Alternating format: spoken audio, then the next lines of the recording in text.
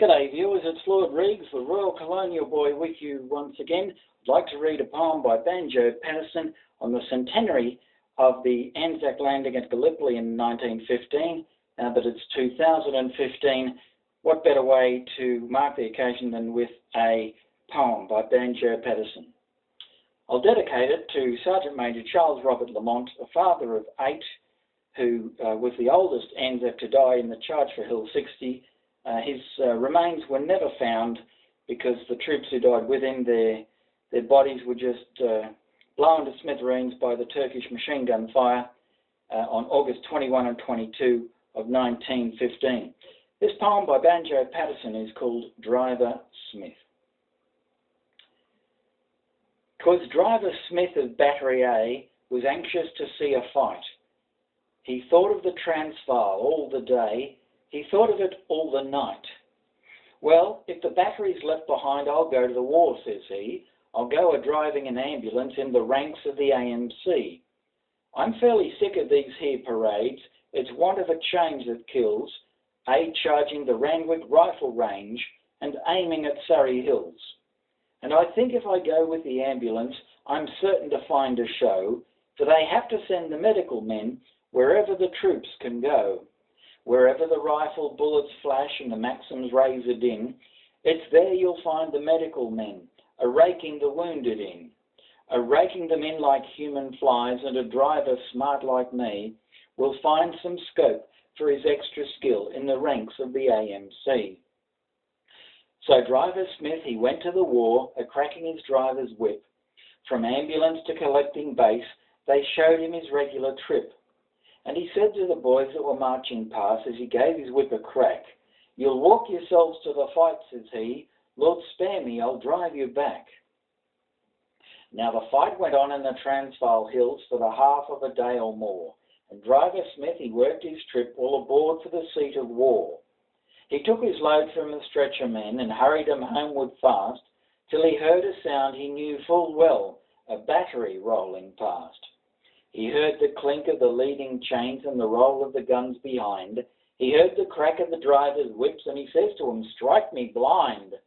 I'll miss me trip with this ambulance, although I don't care to shirk, but I'll take the car off the line today and follow the guns at work." Then up the battery colonel came a cursin' 'em black in the face. "Sit down and shift 'em, you drivers there, and gallop 'em into pace." So off the battery rolled and swung, a-going a merry dance, and holding his own with the leading guns goes Smith with his ambulance.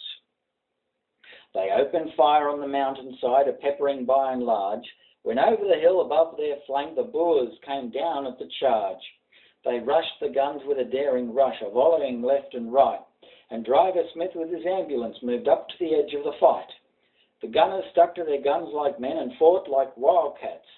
For a battery man don't leave his gun with ever a hope in sight.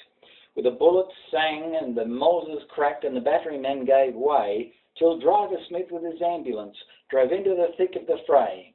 He saw the head of the Transvaal troop a-thundering to and fro, a hard old face with a monkey beard, a face that he seemed to know. "Now who's that leader?" said Driver Smith. "I've seen him before today." "Why, bless me heart, but it's Kruger's self," and he jumped for him straight away.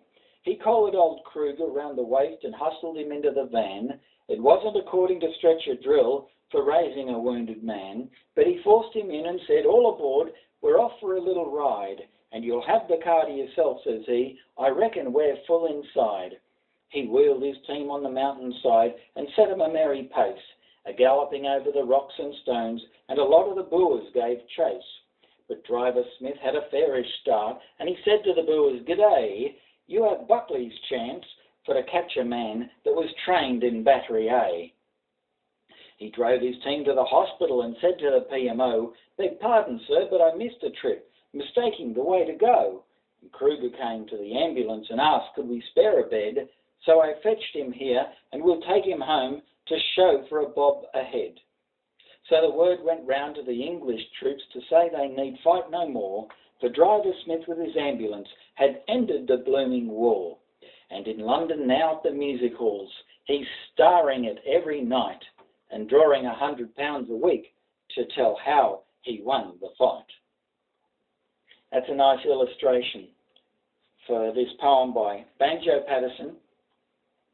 I hope you enjoyed it as much as I enjoyed reading it to you. Driver Smith. The illustrations in this book are by outback artist Hugh Sorey, and the poems by Banjo Paterson, this book of poems, are chosen by his granddaughters. So I like this book very much. I treasure it. And that was the poem of Driver Smith by Banjo Paterson, dedicated to my great-grandfather who died at Lone Pine in Gallipoli 100 years ago this month, Sergeant Major Charles Robert Lamont, who at 46 was the oldest ANZAC to die at Gallipoli.